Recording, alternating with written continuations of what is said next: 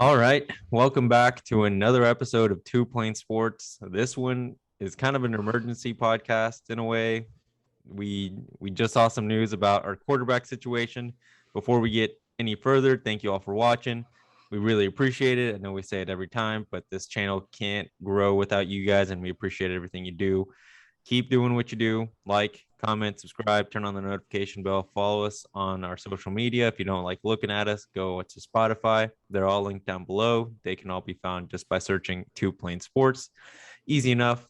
Let's get into it because it's pretty big news for the future of Oklahoma football. Dillon Gabriel just flipped his commitment from UCLA to Oklahoma. This comes after Caleb Williams announces that he's entering the transfer portal. And it could mean that Caleb's gone. I don't know how you guys feel, but it's definitely a possibility. Brum, do you want to go ahead and lead it off for us here? Yeah, I mean, I think this means Caleb's gone. I think today UCLA, he was supposed to be on campus to report today, the first Monday of January, and he wasn't. He must have known. OU must have been kind of talking with him since he was in the portal and never officially signed with UCLA this entire time. Um, and as soon as Caleb, entered, OU moved in and probably got the best available quarterback in the transfer portal. Obviously Caleb Williams would have been the most ideal scenario to keep, but it didn't end up being like that. In the 1 year that Levy was his offensive coordinator at UCF, he's a freshman. He threw for 3,600 yards, 29 touchdowns, 7 picks. I know, it's at UCF and in the American Athletic, but anytime as a true freshman you can put up those kind of stats, you've got some talent. I know he had a great sophomore season with some more touchdowns and a little more yards, and he broke his collarbone in the last season. He's still got a few years of eligibility left since COVID. I assume he got a medical red shirt for last year, so he could have 2-3 more years left. He could be the bridge to get to Nick Evers, and this is not shocking with the news about Caleb Williams leaving. I'm excited that we've got some veteran leadership. I know Brandon is so excited because Brandon loves Dillon Gabriel. If anyone's been watching all our videos, Brandon was not the biggest fan of Dillon Gabriel, but here we are, and I want to hear what you have to say about it. His numbers are good. You can't deny that. But it is at Central Florida, which is that's not the greatest of competition. We can all agree on that. By any stretch of any imagination, he's a 3-star product, which obviously doesn't mean everything, but he wasn't very highly recruited by, I don't think, coming out of high school. He lit it up at Central Florida, which, yeah, that's fun. And under Jeff Levy for a year, which is also good to see the familiarity there and stuff like that. I'm hoping that he's just gambling on coming to Oklahoma with Williams in the portal. Levy's there. He wants to play with his guy again. And I hope Caleb Williams comes back and crushes his dreams. Yeah. There's going to be a video that we release tomorrow morning where we're going to release this almost immediately. But I agree with Brandon. I think Dillon is gambling on the fact that Caleb is in fact not coming back. I don't think Caleb has a decision made up yet. It took him, a month to decide if he's entering the portal, or at least a week and a half to figure out if he's going to be entering the portal. He has officially, and he's still just looking at his options. I firmly believe that. I think he still has no idea what he's doing next season. And OU, like I said in the video coming out tomorrow, and you guys will see, I mentioned we can't wait until we know what Caleb's decision is. Hopefully it's fast and we know that next week we know Caleb's coming back, but we couldn't wait until that's done. And now we know we at least have Dillon Gabriel, who's a good player. He should have enough talent to succeed. I think the defense will be fine, at least just as good as this year, hopefully better with the new head coach and a new defensive line coach and just new defense overall. But we needed someone, and this is good news, at least for the quarterback room, because if Caleb does come back, we'll have a solid backup, and then we'll have a solid future after Dillon and Caleb leave. Yeah, I think, I was looking at his recruiting profile. He came out in 2019. Yes, he was a 3-star, but he was being recruited by Georgia and USC and visited both of the programs, and he chose UCF. So I mean, not that no big time programs had any any interest in him.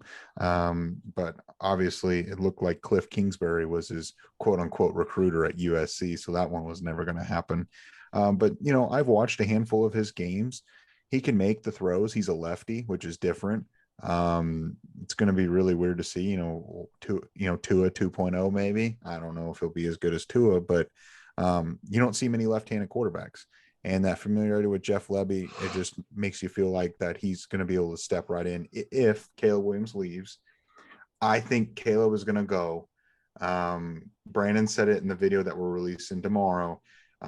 If you're happily married, you're not going out on dates. And that's what's happening right now. He's seeing what the field's like. Maybe he will come back, and I hope I'm wrong. I hope I eat my words and make sure everyone, reminds me if he does come back, make sure you let me know. I just feel like he's most likely gone, but I do like that. Oh, you didn't wait. And I guess worst case scenario, if Caleb comes back, I'm sure Gabriel could probably leave again if he wanted to. Yeah. I mean, someone will take him. I'm sure he would leave again if Caleb came back. And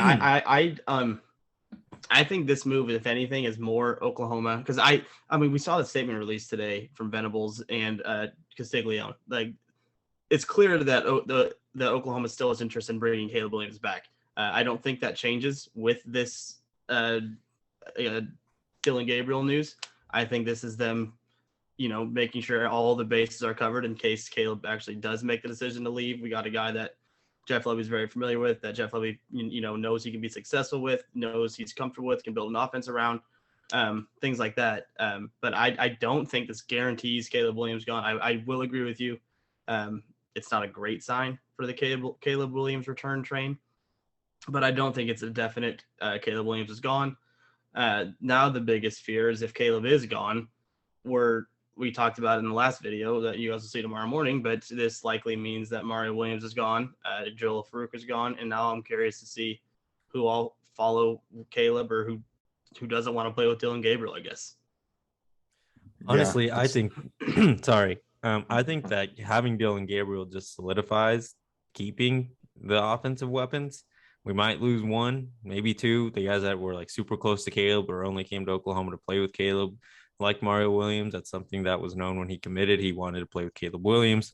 So that's a guy that could definitely leave. I just don't think that we should expect that there's going to be some huge turnover at the wide receiver position, and definitely not the running back position after, if Caleb does decide to leave Oklahoma. And if he does, I think the addition of Dillon so quickly is a way to mitigate that risk, to just ultimately say, hey, you have a quarterback here that, yes, may not be your best friend or may not be as you perceive as talented as Caleb Williams, that he's a solid quarterback. He'll get you the ball in the position so that you can score.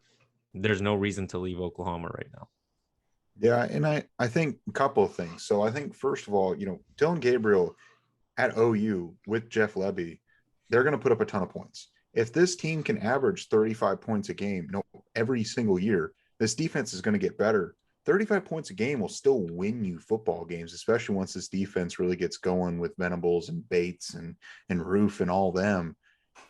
He can win you a ton of games in the Big 12. And he can, he could take OU, pretty far with some good coaching, better players around him. That one thing is, with him being at the American Athletic Conference, at UCF, he didn't have nearly the talent that Oklahoma has, on both sides of the ball. So he'll have better receivers and he'll have better running backs and, in theory, a better offensive line. But the second point I'm thinking of is, with Venables, this seems to be a philosophy change as well. I feel like they're covering their bases. They went out and got a guy. Hypothetically, Caleb Williams still can come back. But I feel like under Lincoln Riley, a lot of it was putting all your eggs in one basket and sometimes being caught empty-handed when it didn't work out. I think of Jace McClellan and Kamar Wheaton, at times thought they were both going to be Sooners for sure, especially McClellan. Put all your eggs in one basket and then end up with nothing. This way, you at least have Dillon Gabriel. If Williams comes back, that's the most, best case scenario. You have at least got a quarterback with starting experience no matter who comes back. Yeah, I agree 100%. I think that's where me and Brandon are leaning towards. Like, Venables and Lebby aren't willing to make that risk of Caleb is coming back and we're going to do everything that he needs us to do to make sure he comes back. Like, they're going to do everything they can to make sure he does come back. But at the end of the day, it's not their decision if he does return to Oklahoma, and they need to have a good backup plan. And this is, in my view, the perfect backup plan for Caleb Williams leaving. He's going to be in a competition with Nick Evers. I think him transferring is not a guaranteed start. I'm not convinced he's better than Nick Evers. Except there's film. He's played with Lebby and he's putting up numbers. You can say that it's in a different conference or not as competitive of a conference, but he's still a good quarterback. I mean, just like his competition is raising, the level of talent he's playing with is raising. So essentially, yes, we can't say 100% that play is going to perfectly transfer over to going into a Power 5 conference, but it's likely that his play isn't going to take an enormous dip just because he moved, and he can at least perform to a serviceable level to at least be just a one-year quarterback for Oklahoma so that Nick Evers can develop. Because when we talked about him when he first transferred, we mentioned he's a good quarterback, and it's crazy that he was available to us at the time he did, because it was right before National Signing Day. He is a top quarterback in his class, which is rare to kind of find that late, but he's not a perfect product. There's development that needs to be done with Evers. And I mean, at the end of the day, if he can beat out Gabriel, then yes, he's more talented. I just don't see that being the immediate case. I think right now Dylan is a position to at least start for OU 1 year, then Evers can take over in his redshirt freshman year, I guess true freshman year, depending on if he's redshirted or not, or sophomore year. Sorry. Yeah, I mean, it's part of the reason why it would be good to have Gabriel is because I feel like the last 2 seasons Oklahoma's basically had true freshman quarterbacks start, and the growing pains, with a freshman quarterback and no one that started, in the collegiate level, it just takes time. And it would be nice if you can have a guy that already has kind of gone through the gauntlet a little bit, at least, in a power, I know it's a group of 5, but it's better than high school, better than Flower Mound, the Jaguars and whatnot. I just, maybe you're right. Maybe if Nick Evers comes in and beats Dylan Gabriel, Oklahoma's going to be in a fantastic position, because Gabriel is a known commodity and he's solid. If Nick Evers comes in and can beat him out, we've got a really good quarterback then. Yeah. We've got a really good scenario. My favorite part is I really enjoy the familiarity that Lebby has with him. That is the most comforting thing for me if he is ending up being the starter. He's proven successful under Jeff Lebby, and I hope they can just keep that rolling, and I hope that they can retain as much of their, because Jose isn't seem to be concerned at all with people transferring. We can all, I would guarantee you Mario Williams is gone. He's a huge part of the offense, or at least was, and we can guarantee he's gone. And I would be shocked if Farouk stayed too, which I think are 2 players of our offense that we've talked about on the show who are very important, we all thought they would be big parts of the future, who are gone. Guarantee's going to get you in trouble if they don't. You're right. Yeah. I mean, honestly, if that's the only 2, if those are the only 2 casualties of Farouk and Williams, it'll be all right. We're adding back Theo Weiss, who wasn't on the field at all this year, really. So, you're taking Williams out and bringing Weiss back in, and probably pick up a wide receiver transfer. And we've got a couple of freshmen coming in. They might be able to compete and be studs. I just don't know. But I like that OU's not sitting back. They're going after it. They're protecting themselves. And I think they'll be fine either way. But we're going to find out quickly about Caleb Williams, because I think Williams might be like, holy cow, OU is not going to sit and wait. And I don't know what that conversation was, when they were talking, but maybe Williams didn't think they'd have a quarterback ready to put, committed to him within a few hours. Yeah. I think that also speaks to a point that you guys will listen to that Brum made, leveraging. Caleb had a lot of leverage immediately transferring, because now Oklahoma's only quarterback is a freshman that is still, you don't know where he is in his development. And he, like you Brum said, if he can come in and beat Gabriel, then that's amazing, because he's much further than a junior or redshirt junior quarterback is. But worst case scenario, he's not ready, and we have Gabriel, and now Caleb doesn't have the leverage that he had just 2 hours ago. Yes, he still has a lot of leverage because he is an amazing quarterback, and you guys are going to hear, every school probably wants this guy, and other than a handful of teams want Caleb Williams on their team. And Oklahoma can now say, all right, well, if you don't want to be here, we're not going to stress about it. It's going to stink, but we've got someone, like we've been saying. And I mean, best case scenario is Caleb does come back. We have Dillon Gabriel as a solid backup if something catastrophic were to happen to Caleb. Knock on wood, nothing happens. And then again, Evers will just be there in 2 years once both of those guys are gone. Yep. It'll be interesting to see if Caleb does leave, if they do bring in another transfer. I don't know. I don't know if they will for depth, or if they're going to roll with Micah Bowens and Ralph Rucker and just go with it. And Nick Evers, obviously. Yep. Do you guys have anything else to add before we wrap it up? I think we're going to see a lot of movement between now and the signing day in February.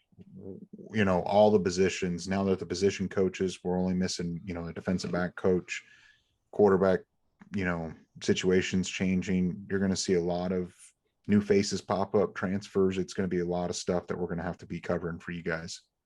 Yeah. This is definitely a crazy football season, to say the least. And hopefully things start settling down in regards to the turnover at Oklahoma, but we'll just have to see. And like Brum said, we'll keep you updated. Brandon, do you want to do an end of video?